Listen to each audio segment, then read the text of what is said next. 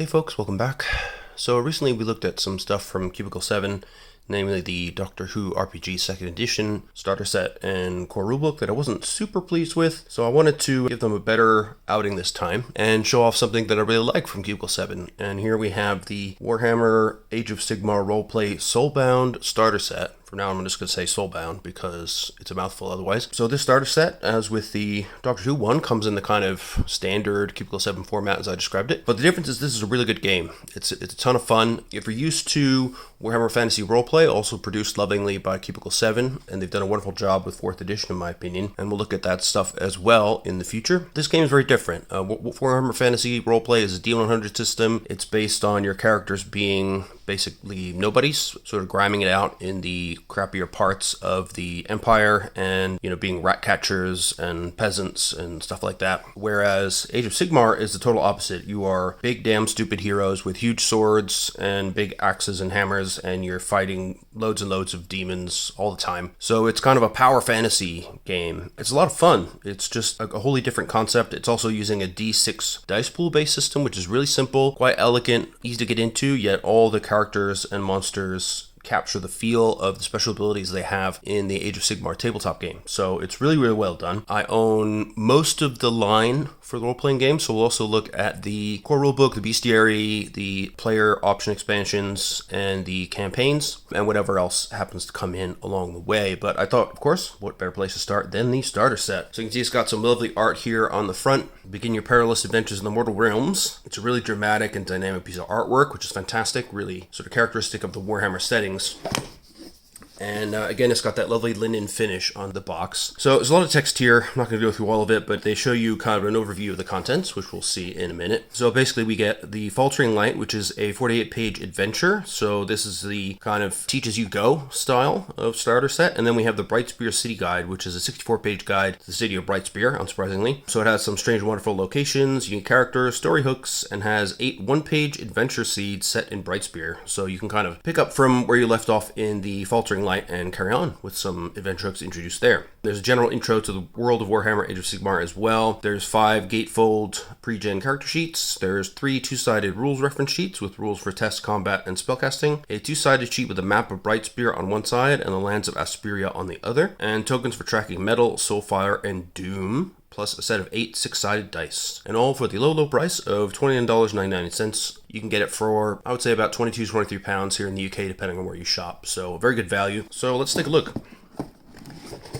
As is tradition with these Cubicle 7 box sets, we have a little bit of a Game Master's reference here on the inside. So you can use this as a kind of screen for the beginner's game. Gives you a list of common skill combinations. So if you need to call for a quick test, you can grab something from this list. Reminds you of the advantage or disadvantage mechanic that works here. And something very important here, which is the ladder. So when you have different ratings in your attack, range attack, or defense, each character or monster will have a ranking in those, which translates into a numeric value. And basically, the number of steps you are above or below the opposing defense number, say if you were the attacker or vice versa, that changes the difficulty number of the test that you need to roll. They summarize the steps of making an attack, how range works. So this game uses an abstract range band system, which I think is really good. Helps keep things moving quickly. You can add interesting hazards to the zones. Some monsters take up more than one zone because they're so gigantic. You can have a lot of fun with it, but it doesn't require battle maps or any of that kind of complicated stuff. You can do it theater of the mind if you want. How damage works, how wounds work, how resting works, and finally the Aqua Geranis, which is kind of a weird thing. It's both a currency and a healing potion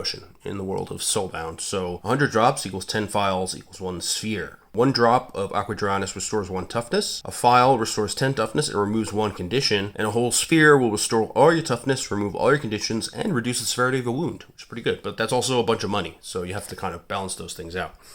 Now, notice, unlike the Doctor Who set, we have a lovely read this first, very clearly emblazoned on this one here.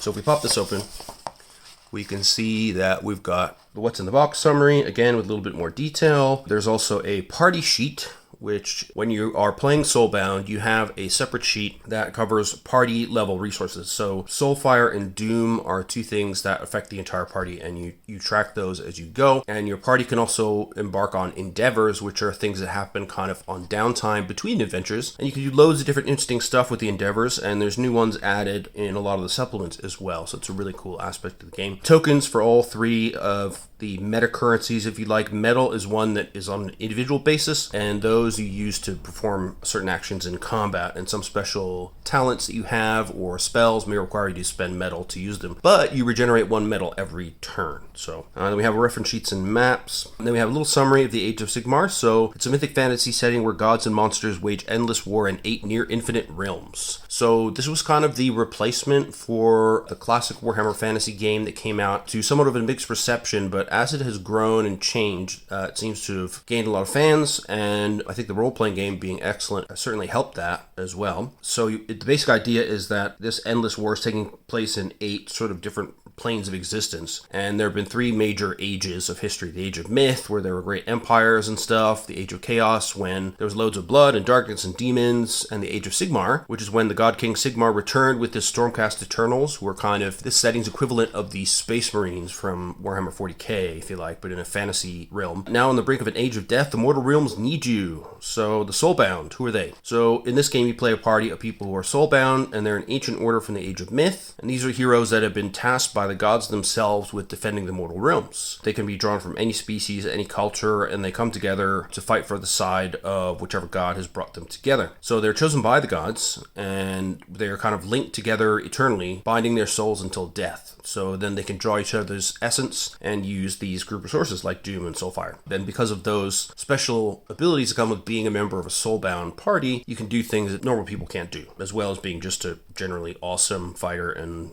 cool person besides that. And some of the soulbound will have motivations that are not quite as pure as you might think. Again, you know, the Warhammer realms, I mean, Age of Sigmar is a more heroic styled game, but it's still very much dystopian. It's got that kind of everything is screwed vibe that you get in Warhammer Fantasy or Warhammer 40k, but you're just bigger and more badass. So it's a bit more like Wrath and Glory is for 40k. It's more of an adventuresome, you know, shoot hundreds of people at a time kind of game. It's a great deal of fun. Yeah, then they go through, you know, the basics of what a role-playing game is, and then the background of the mortal realms. So you have Akshai, the realm of fire; Azir, the realm of heaven; Chamon, the realm of metal; Gur, the realm of beasts; Giran, the realm of life; Hish, the realm of light; Shaish, the realm of death; and Ulgu, the realm of shadows. And beyond the 8 mortal realms is the realm of chaos. So that's where all the demons come from. Of course, we have the usual chaos gods we're accustomed to: the blood god Khorne, the god of disease Nurgle, the plague father Tzinch, the lord of change, and the dark prince Slanesh and his domains of pleasure and excess, as they describe it. And then there's Blight City, an enormous metropolis infested with the verminous, warp-tainted Skaven. Excellent. So great background info there.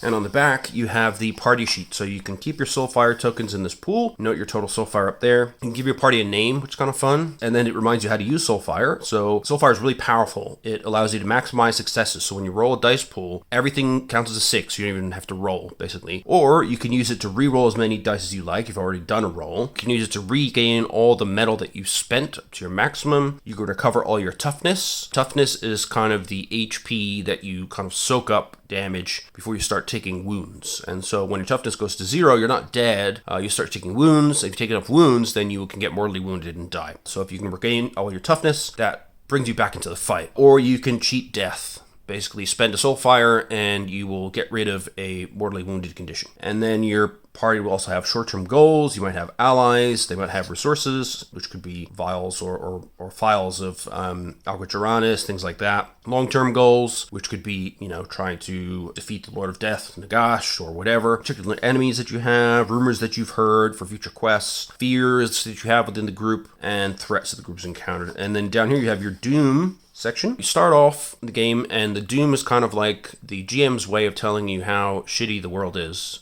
at any given moment. And the interesting thing here is that whenever you spend Soulfire, all the members of the Soulbound have to agree that the Soulfire should be spent. If they don't agree, and you spend it anyway on your turn, then you add one to the doom track. And the more tokens you have in the doom track, the crappier things are going to get for you, basically. It's a really interesting mechanic, and it really encourages the party to think about and strategize around their shared resources. The game has a really elegant way of taking easy to understand mechanics and using them to drive forward the gameplay in a sort of team-based way, which I really like. Now we have, of course, a set of 8 little dice, which we'll just take a quick look at here. Now these are not super fantastic, so they're not engraved, they're just painted. But it does give you 8, which is a nice amount. You might have some tests where you roll more than that, but not very frequently. The 6 is replaced by this little symbol here, which you can see. Nice red color, very readable with the strong contrast with the kind of goldish yellow. So really good dice. Basically, they're not anything super fancy, but they most certainly get the job done. Yeah, if you need more, D6s are incredibly cheap, basically anywhere you want to find them. I have dozens and dozens of sets of D6s from Traveler expansions and all kinds of stuff, so never short of these guys. And now we get into our character sheets. So we got 5 of these guys. First up, we have Vel Artorias. Now, Vel Artorias, they have some quotes from each character, which I like. So Vel Artorias is a Knight Questor of the Stormcast Eternals. She embodies Sigmar's beliefs completely and is determined to stand against those who would see her return to the Age of Chaos. So she's unwavering in her devotion to Sigmar and an unparalleled warrior and an imposing presence among the party. What's interesting, though, about the Stormcast Eternals in this game is that they cannot use or contribute to the soulfire of the group. And that's kind of a balancing element because they are really, really hardcore, these guys.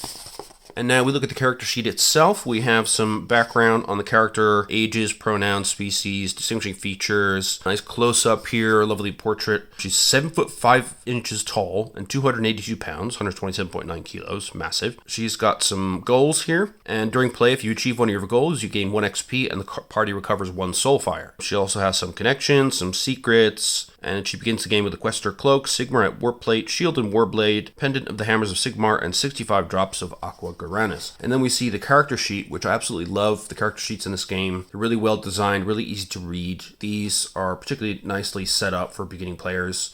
All your talents are written out in full. And on the right side here, you have a quick character sheet explanation along with the attack difficulty number table again. So first off, each character has 3 main stats, body, mind, and soul. Then you have a set of skills, which include all these different things like ballistic skill, beast handling, arcana, devotion, dexterity, fortitude, guile, and all that sort of stuff. So if you have training in a skill, that means you can add to the dice pool. Focus is an interesting one because focus allows you to add a +1 to a die to turn it into a success, potentially. So that can be really useful to gain focus. So typically when you're rolling, you'll pick, say, one of your attributes and one of your skills that kind of go together for the test. You'll make a dice pool and you'll roll them and you'll see what happens. And as we noted on the inside of the game box itself, there is a reference sheet for typical tests. So they'd be a combination of attribute and skill. Her talent, she's got Stormcast Eternal, so when she dies, she can be reforged and returned to life a short time later. You have died and been reforged 5 times already, so death is no big deal for her. She's got equipment, Questor Cloak, Sigmarite Plate, Questor Warblade, Sigmarite Shield, and a Hammer Pendant. She's also got the Heroic Challenge talent. You can call out a challenge to one of your enemies, demanding they face you. As an action, choose a creature within medium range. If the creature attacks any target other than you, its melee and accuracy decrease 1 step. So that will affect their difficulty number for attacks and defense on the ladder table that we've seen before. Additionally, your melee increases 1 step when attacking the target of your challenge, which is even better. This effect lasts until the end of the combat. You've also got Bulwark. You're a stalwart defender, able to hold off numerous enemies at once. If 2 or more enemies are within close range of you at the start of your turn, your defense increases 1 step, and that benefit lasts until the start of your next turn. You're also combat ready. You're always ready for a fight and never caught off guard. You gain a +2 bonus to your initiative, included below already, and can never be surprised in combat, which is fantastic. And also, she's a diplomat. She's got soothing words and natural empathy, allow you to calm others down when things grow tense. You have advantage on opposed tests when attempting to resolve a conflict, gauge other people's moods and intentions, and tell if people are lying. Additionally, you are well thought of and respected, and most people act courteously even if they don't particularly like you. And then we have our combat stuff all summarized down here. So we can see she's got good level abilities in defense and melee attack, poor ratings in ranged attack, but that makes sense. I mean, she's only got close range weapons. And her attack, she's got a Questor Warblade, which rolls 5d6 for an attack, +1 focus, and the damage is 1 plus S. So S means the number of successes you roll when you roll the damage. And it's got the traits of Sigmarite, and it does slashing damage. And those can be important depending on the types of enemies you fight, those traits. As you can see here, as I mentioned, you've got a toughness that you start with. That will decrease as you take hits, but it'll be reduced by your armor. Your initiative is a static number, so basically you go in order of initiative. She has 2 metal to start with, and will regain 1 each turn. And once you get through the toughness, then the current value is down to 0, then you start to go into wounds, and after 5 wounds, you become mortally wounded, and then you need to do something about it, or you will die, so be careful of that.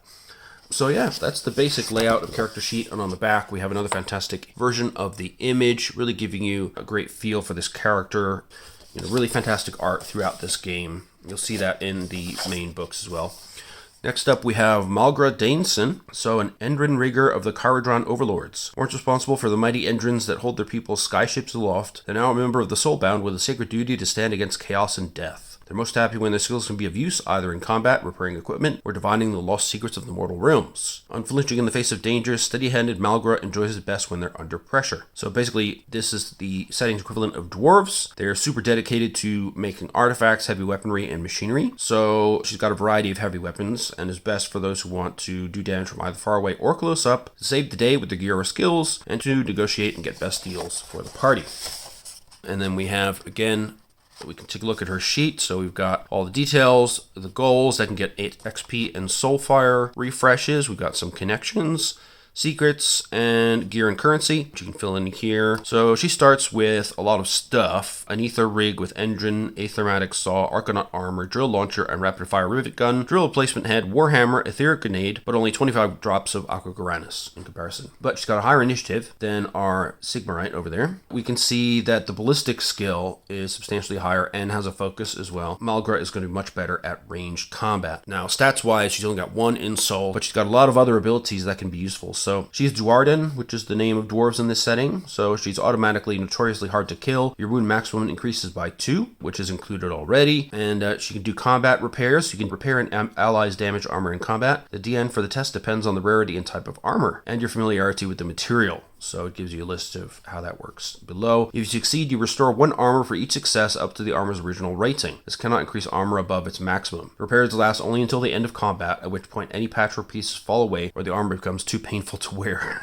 You can also augment explosive devices. You can protect your allies from combustive damage. When you use an explosive or weapons with the blast trait, you can choose a number of targets equal to your focus and crafting to be unaffected by the blast. How cool is that? She's also an Engineers Guild member, so you studied artifice and metalwork in one of the renowned engineering academies of Kharadron Skyports. You can take the engineering endeavor to forge etheric devices. So that's one of the crafting mechanics in the game. You can do those during your endeavors between adventures. She's savvy, adept at striking deals, haggling, and navigating the cutthroat world of business. You have advantage on opposed tests when bargaining with merchants or brokering contracts. Additionally, if you attempt to bribe someone and fail, they are less likely to take it poorly or report you, and will likely just brush it off. Also, she's finally got quick reload. You practice at reloading cumbersome weapons. You ignore the reload trait on any weapons you use. Some weapons like crossbows and stuff like that will have a reload trait where you need to spend a turn reloading it once you've burned all the ammo, but she can ignore that, which is fantastic. However, she only got 1 metal and 7 toughness, so less than our Knight Quester that we looked at before, but more wounds and more initiative, and she's got a good rank in range combat and average in melee and defense. So a little bit more even-handed, but look at all the attacks she's got. The Aethermatic Saw rolls 3d6, no focus, 1 plus S damage, and this has the Rend trait, which means that it can damage armor as well, because it's got a saw blade element, which is cool. The Etheric Grenade does 2 damage, and it's a blasting weapon. That is a weapon that can affect a whole zone, multiple targets, and you can use your Demolition Expert talent to protect your allies from that. So it's got the Drill Launcher with a higher pool of damage and a focus, does 2 plus S damage, and it's got a Blast, Loud, Piercing, so it goes through armor. Reload trait, which you can ignore, but it requires 2 hands to hold. Then the Rapid Fire Rivet Gun, 5d6 1d6, +1 focus, 1+S damage, etheric, loud, piercing, range, and spread as well, so you can hit more than one target. So it's really fantastic. I mean, these characters feel, they've got a ton of history, they've got goals, connections, secrets, they've got all this cool gear, they've got tons of cool talents. I mean, they're really exciting to hand to a player and say, look at all this stuff you can do, look at all these attacks you can do. You got cool stuff that's related to who you are, like your heritage, capabilities as an engineer, or engineer, I should say. I really think they've done an excellent job on these pre-gens.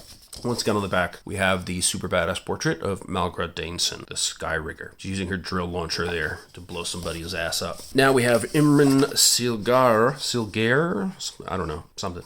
Imran is a tidecaster of the Idoneth Deepkin. She is pragmatic and resolute, undertaking the bleak tasks she is assigned with grim resolve. Her eyes are distant and full of loss, but she secretly hopes that her service to the Soulbound will help her people grow stronger. Like many elves, she is perceptive and quick to react. She's determined and disciplined. She is precise in her magic, weaving deadly spells around her allies. If you want to play a magic user, this is the one for you. She can use spells to attack enemies or aid allies, use scholarly lore to reveal secrets, and use Witch Sight and Unbind to keep your party safe.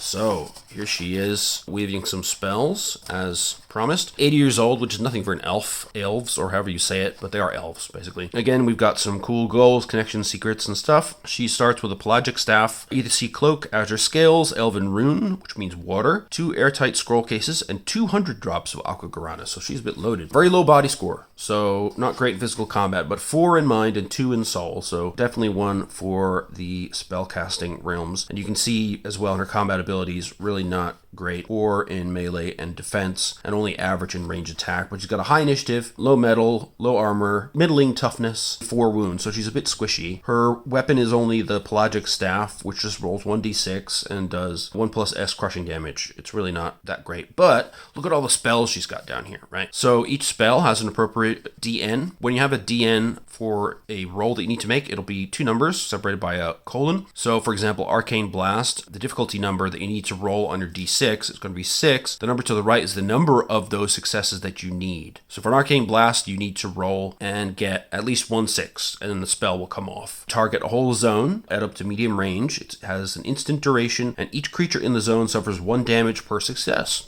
That's pretty cool. So you can blast everybody in a zone, do a bit of damage. The Arcane Bolt, you only have to roll a 4 or above. You can target 1 person, and the target suffers 1 damage per success. The Cloying Sea Mist, the difficulty is 5, but you need 3 of them. Targets a zone on yourself, and the duration is 1+ success rounds. So enemies in your zone must make a DN for a number of successes, body, fortitude test, or become incapacitated. So basically, you cast these Cloying Sea Mists around yourself, which forces enemies to make a fairly difficult, potentially, fortitude test, or they become incapacitated and just knocked out, essentially, which is great. Ghost Light only needs a roll of 3 or more, affects the zone, 1+ success hours. It's just a light spell and removes any lightly or heavily obscured traits in your environment. She's got Mystic Shield, difficulty 5, need 1 success. Targets a single enemy, range is medium, 1+ success rounds duration, and the target's defense increases 1 step until the start of your next turn, so you can use that to help your allies or yourself if you won't need a bit more toughness in combat. And then finally, she's got Riptide, difficulty of 6/1, targets 1 individual, range medium, it's an instant, and the target suffers 1 damage per success, ignoring armor, which is pretty awesome as well. You can see skill-wise, she's got skill points in channeling, so 2 levels of training and 1 focus. Channeling is the skill that you roll for spellcasting, so typically you do a mind channeling test.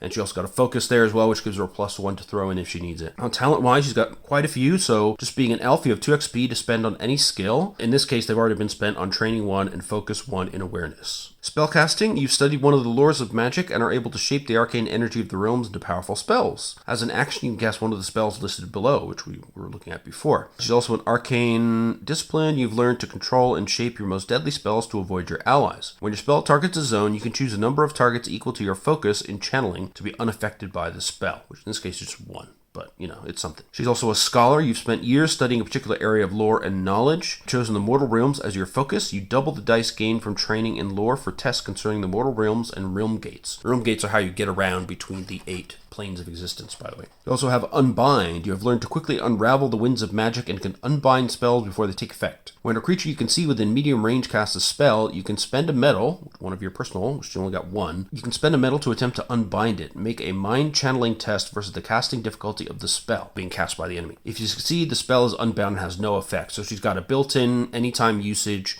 counterspell, which is fantastic. You also got Witch Sight. You're gifted with the ability to see the magical energy that permeates the realms. For some, this manifests as colored waves or motes of light in the air. Others perceive the energies of the realms as distinct frequencies or musical notes, or as a scent in the air or a touch on the skin. Most wizards and spellcasters have some minor form of Witch Sight, but you have trained yourself to discern the patterns and motes of magical energy around you. At the GM's discretion, you can use this ability to track and follow the winds of magic. Though the realms are so pervasive with magical energy, this can prove quite difficult. So she's got a tracking ability to follow creatures that leave a magical trail, which is pretty awesome. Another fantastically different character. You know, she's going to be shooting spells all over the place, doing interesting things to boost allies or tear down enemies, taking away their damage, incapacitating some of them. Got a high initiative, so you can get her spells all quickly and then get out of dodge, which is useful. Going to be, again, a very different play style from your engineer or from your knight quester. And here we have the full picture of her, so we can see the kind of sea winds curling around her. So the lore of water magic is kind of her thing, which is pretty awesome. That's why she's called a tide caster. Then we have Darak. So Darak is a Kurnoth hunter grown to serve as a defender of the Sylvaneth. So he's a tree dude. You can kind of see up there. He was chosen by Alariel to become soulbound and learn more about the people of Akshai, which is the Realm of Fire. He loves animals, and it sometimes seems that he does better socializing with them than other people. However, his wide, bright green eyes are always open, and he never misses much. So he's quiet and contemplative at most times, but is a natural-born warrior in combat, wielding bow and sword with deadly efficiency. So if you want to play him, you'll get a character who is excellent at long-range combat, knows a lot about the wild, and is remarkably sneaky given his size. And what is that size? Wow, he's 11 feet 4 inches tall. That's what he looks like. He's got a bow, as you can see. He's only 12 years old. And he's got an owl and squirrel that live in his branches, which I think is adorable. He's got goals, connections, and secrets like everybody else, but I won't spoil those for you. Got low soul, but pretty good body and mind scores. Got a level of training in ballistic skill and a focus, also beast handling. Then he's got some skills in might, nature, 2 ranks in stealth, and 1 in weapon skill. So talent-wise, as a Sylvaneth, your body is made from thick bark that is suffused with magic. Your base armor rating is 2, which you can see down here. You cannot wear armor, but your natural armor can be reinforced. So that could be through spells or items or other things. You have ancestral memories. You can draw upon the memories and experiences of your Sylvaneth ancestors and learn from them. When you complete a rest, you gain training 1 or focus 1 in one skill of your choice, or increase your training or focus in a skill you already have by 1. You retain this benefit until you finish a rest, at which point you can choose a new skill or keep the skill you already have. So that's great. You can kind of adjust your training or your focus in a skill from rest to rest, depending on what seems to be happening in your adventure currently, which makes you really flexible. After your last rest, you choose to increase your training in stealth up to training 2. So animal friends, you have a natural affinity for animals and they tend to like you. You have advantage on the pose tests trying to get an animal to follow your commands or earn its trust. Additionally, you naturally know what an animal wants or what might be causing it stress or harm. Finally, you have Hail of Doom. You can rain down a hail of projectiles on the enemies around you. Choose a zone within your weapon's range to make a DN 4-1 body ballistic skill test. Each enemy in that zone must make a opposed DN 4-1 body reflexes test. On a failure, the target suffers damage equal to the difference in successes. If a target passes the test, they take no damage. He's got a good rating in ballistics, an average in melee and shields. Got a reasonably good initiative, just 1 metal, 8 toughness, which puts him just 1 below the Sigmarite, 2 natural armor, but only 4 wounds. And the weapons are pretty good. You've got a great bow, which rolls 46 for damage, gives you +1 focus, 1 + S damage. It's got a longer range, because it is a great bow. You can fire multiple zones away. It's subtle, so it's not loud. It doesn't draw attention to you. It pierces a certain amount of armor and requires 2 hands to wield. The great sword, by contrast, is for melee attacks, of course. Roll 4d6. It does 2 + S damage, but it's slashing damage, and it needs 2 hands to wield as well. So you've got to choose, which is the best for the given situation. But typically, given his talents and combat ratings, you want to use him for raining down a hail of arrows on your enemies. So that's Darak. You can see his fantastic portrait here with his gigantic greatsword, which is very beautifully carved, and a lovely great bow with a really interesting color scheme. And yeah, that's your Sylvaneth Kurnoth Hunter. Then we have Zan Bimir. This is our last pre-gen here. So Zan Bimir is a war priest of the devoted of Sigmar. He was born and bred on Akshai, and fire is in his very soul. He's quick to anger and shows no mercy to those who would stand against Sigmar, but his fiery emotions also blaze brightly when he is among friends, and he takes delight in Tolla, his loyal Griffhound. He's willing to do anything in the name of his divine liege. So he's secure and devoted to the god king Sigmar, and readily shows his emotions for good or ill. So he can handle any situation, according to this. He can bring the purifying light of Sigmar and his crushing warhammer. He can use his medicine skill and healing spirit to aid allies, and Tolla, his Griffhound companion, can help the group. And you can see him here, replete with his divine text and Warhammer. Age 38 human, but he's still 6'2". He's got a 2 in body, 1 in mind, and 4 in soul. He's got 1 rank in determination, 1 rank of training, and a focus in devotion. He's got training in medicine, reflexes, theology with a focus, and weapon skill with a focus. So he's armed with a cloak, twin-tailed comet pin, vestments, a warhammer, a tome of Sigmar, bedroll, apothecary satchel, storm lantern, pipette, a toll of the Gryph-hound, and 160 drops of Aqua Guaranis, which is quite a bit. He is a human, which means he just gets 1 additional talent. In this case, they chose Iron Will, which means you're able to shrug off punishment through sheer force of will. You gain +1 toughness for each level of training in the determination skill, which is pretty cool. And he's got a rank there, so that gives him an extra toughness, bringing him up to 8. It's already factored in. Then you've got Blessed of Sigmar, where others may worship a god, you are one of the truly devoted. For your devotion and piety, you have been blessed with a fraction of your god's power. This power takes the form of miracles. And you have some miracles here, so these are talents that are kind of like divine equivalents of spells. So you can do Healing Spirit. The power of your god watches over you and your allies and heals your injuries. Make a DN 5-1 soul devotion test. You and allies in your zone recover 1 toughness per success. Pretty useful. When you use this miracle, you can choose to spend 1 medal to add your soul to the amount of toughness recovered. And with 4 soul, that's pretty dang good. Worthwhile spend a medal if you need healing across the party. Then you have the Light of Sigmar. You draw upon the holy searing light of Sigmar to burn your foes. Make a DN 5-1 soul devotion test. Enemies in your zone suffer 1 damage per success. When you use this miracle, you can choose to spend a medal to have the damage ignore armor. Very cool. It's also got an intimidating manner. People tend not to mess with you due to your intimidating manner. You have advantage on opposed tests to threaten, intimidate, cajole, and start arguments with others. Additionally, people often leave you alone even when you are somewhere you don't belong for fear of angering you. There you go. He's a badass. He's also got a loyal companion, Tolo the Gryph-hound, who is statted out down here. We'll get to that in a minute. You have a familiar or pet that serves as your loyal companion. Finally, Sigmar's Judgment. You've spent your life hunting the demons and heretics that plague the mortal realm. Your melee and accuracy increase 1 step when the target of your attack is a demon or servant of chaos. So he's a melee combatant, so he's got average skills in melee and defense and poor in range combat. Not overly surprising. He's just got 1 armor because he's just wearing robes, kind of a priest sort of guy. Not a lot of wounds, but he's got 2 metal. Low initiative, unfortunately, but good toughness. His Warhammer, he will roll 3d6, get a focus, and 1+S crushing damage. He's also got a hand hammer, which is used at melee range, which gives you +S damage, but that's subtle and can be thrown at short range. You can also do a ranged attack with it, where you only roll 2d6 to get +S damage. Now, Tola the Gryph-hound is your loyal mount, and she can act on her own. She's got a body 2, mind 1, soul 2, average at melee combat, poor at ballistic combat, and poor at defense. But she's got a toughness of 8, speed of fast, initiative of 3, natural awareness of 2, and she gets skills of awareness plus 2d6, intuition plus 1d6, and weapon skill plus 1d6. She can also do a warning cry, so the Gryph-hound and his allies can never be surprised. And she's got her own natural weapons, beak and claws, so it's a melee attack at average strength with 3d6 damage. You get 1+ successes damage, and it does slashing and piercing, so we'll get through some armor. So again, a really different style of play with this character. You've got miracles, so you're a healer. You have your loyal Gryph-hound who can keep your allies from being surprised and can also help the party as well. So each character is wholly different from each other, which I think is really fantastic in this set of pre-gens.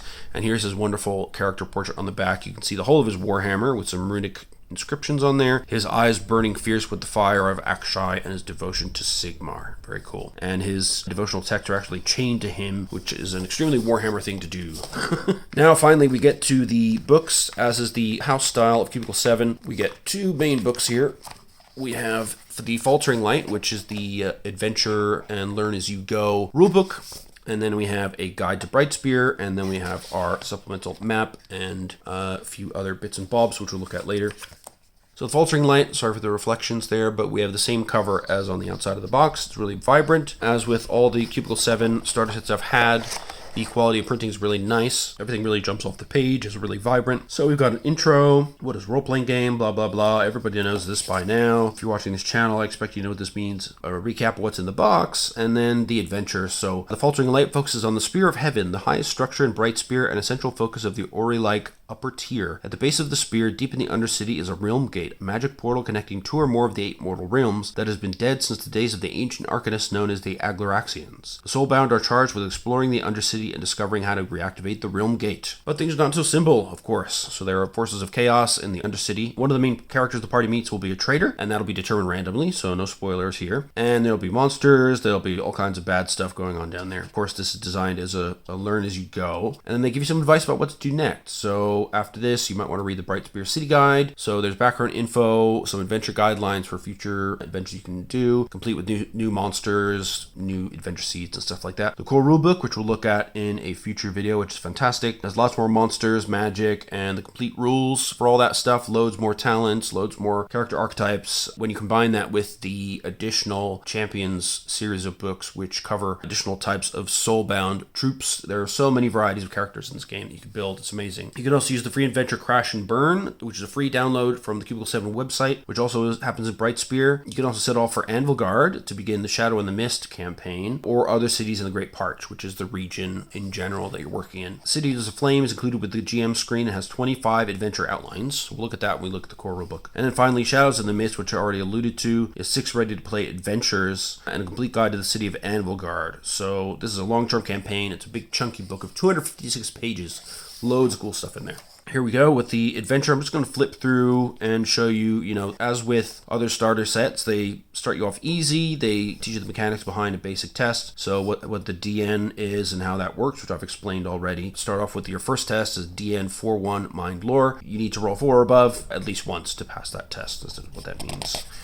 And if you get multiple successes, then you can achieve more than the basic requirements of the test. So you might get them some additional information or some additional benefit to the character. That's another important thing. Then you'll visit people, you can do some social engineering, and then you'll start to head down towards the Realm Gate. Here's the mechanic for the traitor, by the way. So it is a random roll to determine which NPC will backstab you, which is pretty cool. So even the GM doesn't know at the start of the adventure who's going to be the backstabber. And then it tells you what to do depending on who's the traitor. Then we have the guide. So this is somebody escorting you out of the spear and arranging for a gyrocopter to carry you to the Bright Market. And you can explore the city for a bit. You can explore the markets. There are various random sort of little encounters that you can have. Things like, a thief runs by and you can stop them and get some benefits out of it. A lot of Adventure for Soulbound have cool little sort of bits of flavor encounters like that. They're not fights or anything. Just little, weird things that happen or interesting little run-ins with people or things. Then as we get into the Undercity, we get into more complex tests and spell casting. So now we start working with the complexity number. So that's the second number in the DN, and that's when you need to have more than one success. So they use an example of Malgra trying to navigate. So making a mind awareness test at DN 4-2 and rolling 5, 6, 3, 1. So that's just the minimum 2 successes. So they passed the test but didn't get any extra benefits. For casting a spell, you do mind and channeling, as we discussed before. If you have additional successes, you can overcast the spell, and the spell entry will tell you what that means. And there's a reference card for that in the pack here.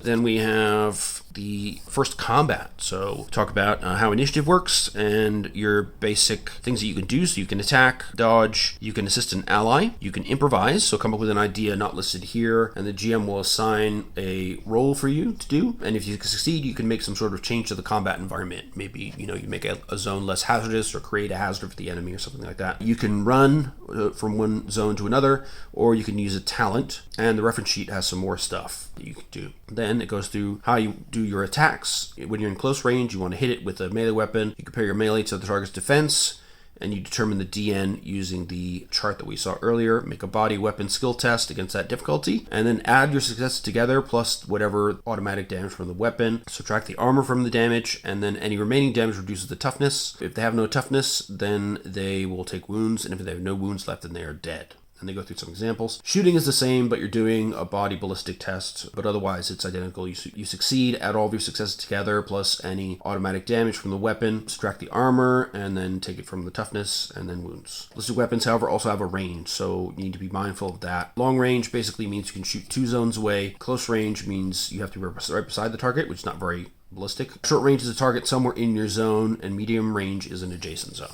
Then we have an introduction to the uses of metal. So you can use it to take an extra action on your turn, and that can be anything. Any of the actions that you can do in combat, you can do another one. You can double your training, so you can double the dice gained from any training in a skill being tested if you're making a test in combat. So that's good if you're trying to attack somebody with a lot of armor, or if you're trying to cast a difficult spell or stuff like this. You can also double your focus in the skill being tested, or you can use a talent or miracle, some of which will need a metal spend, such as Unbind, which is the counter spell that we saw for our spellcaster. And then we have have details about the wounds and healing system. So there are 3 different types of wounds. If you take 1 damage with no toughness remaining, then you take a minor wound, which fills 1 space on the wound track. If you take 2 to 4 damage, after subtracting any remaining toughness if possible, you take a serious wound, which fills 2 spaces on the wound track. If you take 5 or more damage after subtracting any remaining toughness, then you take a deadly wound, which fills 3 spaces on your wound track. When there are no more spaces, you are mortally wounded and gain the stun condition. You can rest to recover toughness. If you take a breather for 10 minutes, you can regain all of your toughness. If you take a proper rest, your toughness returns to its maximum and your wounds heal slightly. You clear 1 space on the wound track. You can also consume your aqua guaranis to heal your body. As we mentioned before, if you drink a whole sphere, 100 drops of aqua guaranis, that acts like a rest. Basically, you recover all your conditions, all your toughness, and you clear 1 space on the wound track. So getting rid of wounds is tougher than getting rid of, getting toughness back is easy. Getting wounds is annoying because they will stick with you for a while. Then we have Introduction to Soulfire and Doom, which we talked about before. Some more weird encounters as you head into the deeps of the Undercity. And then there's some little box outs here on, players wanting to do additional tests to find out more about the environment. Here's some possible strange sights that they might find. There might also be some patrols of some nasty beasties that will be roaming around that you might run into. You can also get the jump on somebody to get surprised. Remember, a couple of characters have talents, or Zahn has his loyal Griffhound that prevents you from ever being surprised, so that is very useful. But if you do surprise your enemies, then basically you get the surprise round, and you can make 1 move and 1 action, but you can't take any metal and have any additional action, just get 1 move, 1 action. Then we have some additional sort of random stuff for confusing passages if you lost your way. Then we have a nice little battleground here with a few different zones, and the zones have some interesting qualities and properties as well. So it shows you, really nicely the buildup of the complexity of fights in the game and how you can kind of activate different parts of what's going on in a combat zone. The way you can change the environment or set off traps or whatever to benefit you, which is pretty cool. Then we have some conditions. So, for example, deafened reduces a character's pool for tests that involve hearing by 1 die. Incapacitated means you can't move, take actions, or spend metal. They can't defend themselves and are hit on a 2 or better, so that's really bad. Remember, one of our spells could potentially incapacitate a bunch of people at once, so that's really, really powerful. Stunned characters can move or take an action, but they can't spend metal, have their speed reduced to slow, and their defense decreases 1 step, so they get easier to wound and to hit. And then we have a random encounter table for beasts from below. A little bit more exploration. There's laboratories, repositories, some more navigation going on. And now we're really getting into it. So getting towards the end of the adventure here, and we get another bit of rules about extended tests. This is where you have a certain number of rolls, a given skill and attribute combo to get a certain number of successes. So there's a time pressure element. You need to build up a certain number of successes to control something or to make something happen.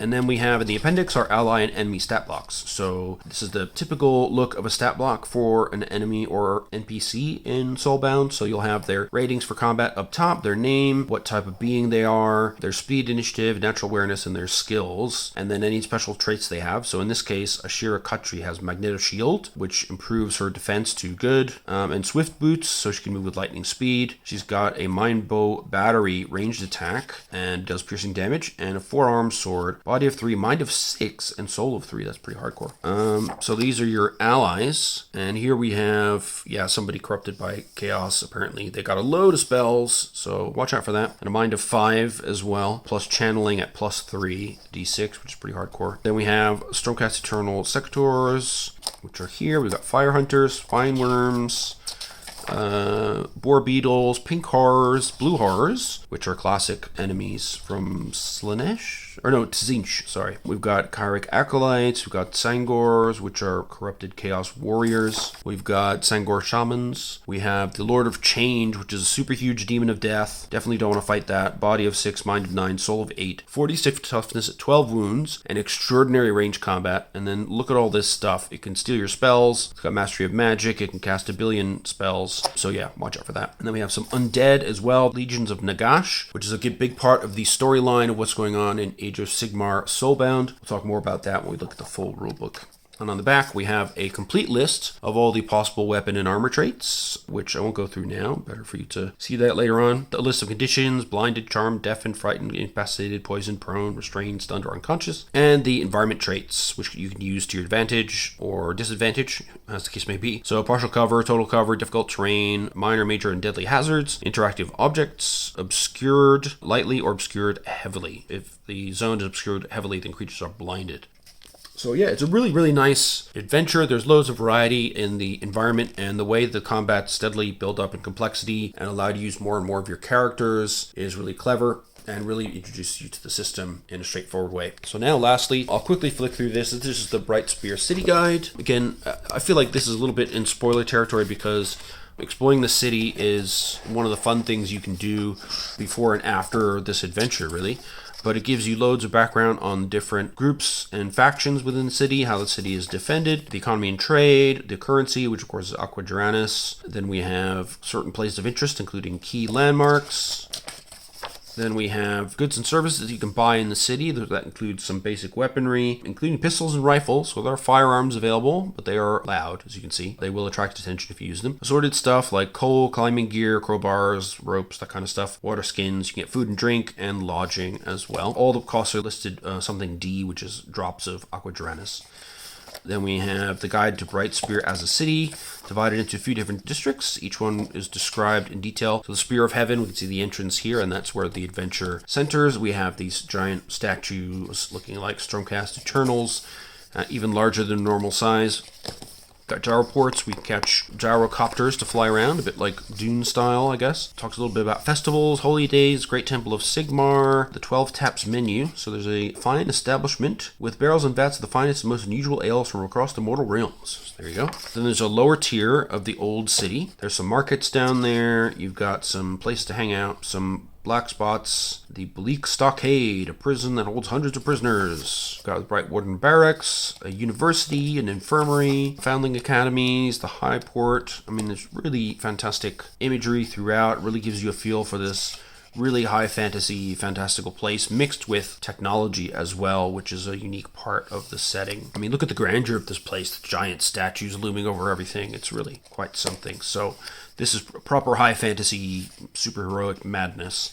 Again, we're going through different districts here, looking at shimmering towers, cool shrines, Sigmar's Hope, the White Lion, Rock Formation, the roughest pub in Crookhaven called Wormfoot's. Then we got more info on the Undercity, some enemy lairs to worry about, and then what's beyond the walls of the city. So you've got islands, Pilgrim's Path, heading elsewhere. You've got the wreck of an airship. You've got a cave of dark magic, Realmstone mining areas, which are exceptionally dangerous, and then some details about Asperia, which is this whole area here. So Brightspear at the top, and Asperia you can see is this big chunk around there. And it talks about the Bright Mountains, the disintegrating shores nearby, the floating city, and some other places, including Lumnos, the seat of the ruling council pyre and home of the most famous of all Asperian academies, the House of Rising Embers. You've got the Steel Spike, which has dangerous sorceress defenses. The Kindling Forest, the Isle of Exiles, the Time-Stolen Empire, and then we have some rumors, fears, and threats. And they recommend, again, the Cities of Flame supplement with the GM screen, just 5 more short adventures in Brightspear, and 20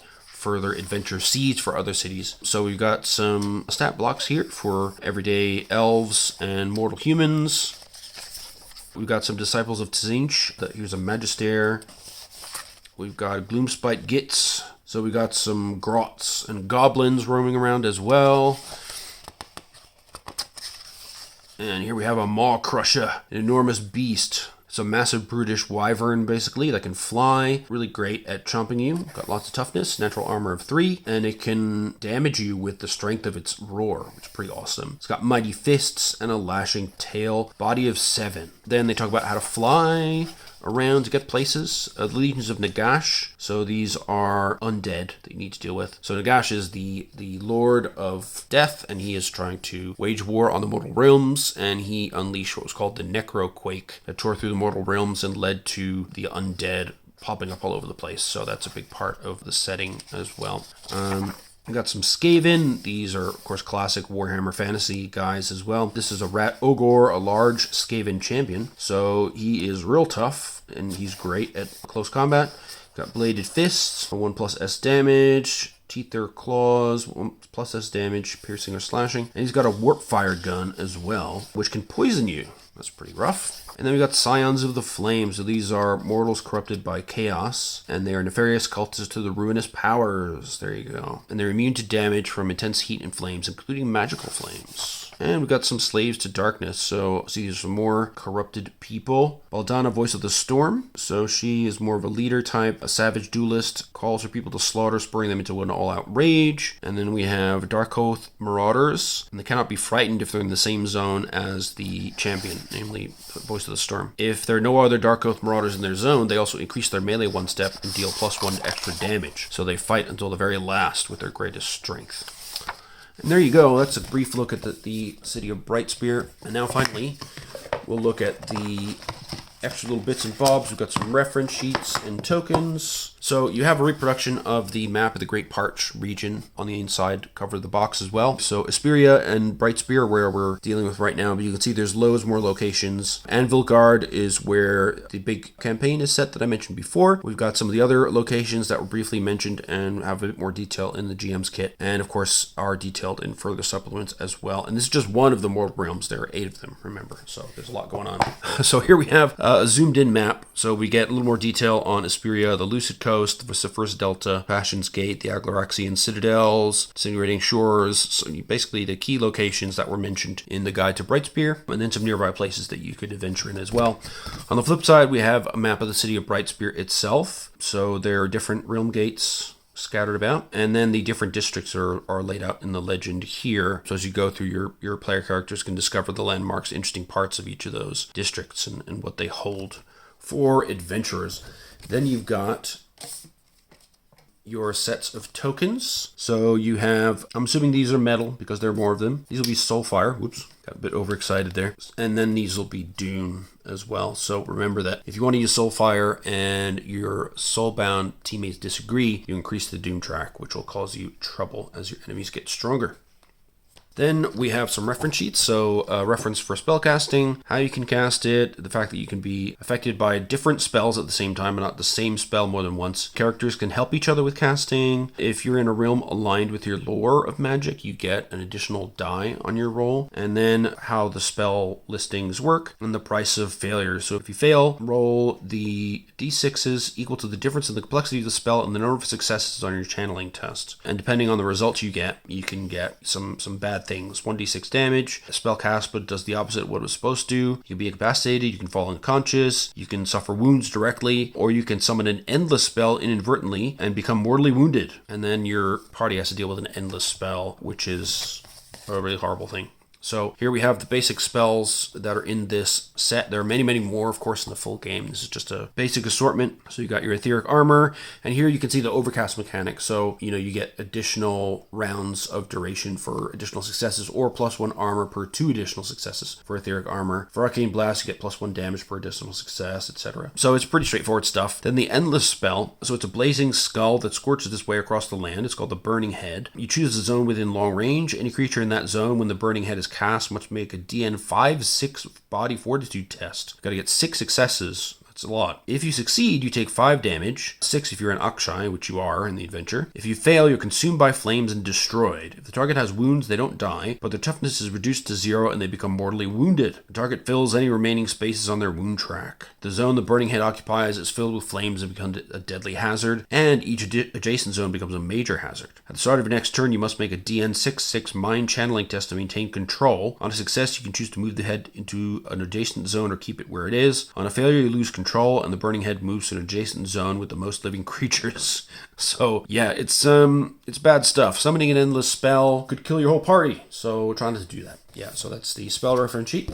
Then we have our rules reference sheet, which is really handy. Keep that on the table for everybody to look at. So basic tests, of course, is really handy. How tests work, common tests, difficulty and complexity. So difficulty is the number you must succeed on the die for it to be a success. And the complexity is the number of successes you need. So that's our first number and second number respectively. Then opposed tests, how those work, advantage and disadvantage. So if you have an advantage in opposed test, the difficulty for you is reduced by 1. And if the character has disadvantage, the difficulty is increased to 5, basically, instead of the typical 4. And truly exceptional circumstances, you may have the DN at 6-1 in an opposed test. In that case, if you have disadvantage as well, difficulty can't go any further, so you have to add an additional complexity or an additional required success instead. Then you have natural awareness. Sometimes characters can be in opposition without realizing it, so that's when they're trying to sneak past somebody. So you'll have to do a secret roll to see, if their natural awareness will allow them to pick up somebody who's sneaking by or something like that. Then we have the extended test mechanics. As I mentioned before, how you can spend your metal, how you can spend your soulfire and regain it as well, and what happens with doom. So each time doom increases, you add a doom token to the party sheet. So that occurs if a party member dies, if someone uses soulfire without consent, if a party member flees from combat, if the party fails a retreat from combat, or each time a fear escalates to a threat, which is what we can see in the Brightspear City Guide. You can decrease doom by increasing the binding's maximum soulfire, taking the cleanse corruption endeavor, which is in the core rulebook, so not really helpful here. If a Stormcast Eternal party member is reforged, or if the party stop a threat, that'll bring down the doom. So yeah, the more doom you have, the more your GM will mess around with you, essentially. So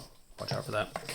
Then you have your combat reference sheet, which gives you basically a more advanced set of actions you can take in combat. So a basic turn, you can move and take an action, and normal speed means you can move within your current zone for free and use your move to go to an adjacent zone. A fast creature can move to an adjacent zone for free and move to get to a further zone beyond that. A slow creature can only move within their current zone and must use the run action to get to an adjacent zone, which takes up your whole turn. Then you can have being prone and then standing up, climbing, crawling, swimming, flying and falling, jumping, and then you have your expanded list of actions in combat. So you can attack, you can charge if you get plus 1d6 for the attack, and defensive reduce 1 step until your next turn. You do a called shot, which will, depending on where you aim, it'll change the target's defense, making it harder for you to hit. But if you hit them, they might drop their weapons. If it's their arm, they'll be stunned. If it's their head, if it's their legs, they'll be knocked prone, which could be really useful if you got an ally nearby to whomp them. You can also defend an ally in close range. You can dodge. You can try to flee. You can grapple, which is an opposed test, and if you succeed, you restrain the target. You can help an ally. You can hide with a stealth test. You can improvise, as mentioned before. You can parlay with an opposed test to try to end the conflict peacefully. You can react, which is basically like a held action waiting for a trigger. You can call for a retreat, and if everybody agrees, you can all safely flee the conflict. You can run to an adjacent zone. You can search with a mind awareness test. You can seize the initiative, which makes you move to the top of the initiative order for the rest of the combat. You can shove, push the target away from you, so they have to use a move to get to you. You can use an object or use a talent or miracle as well.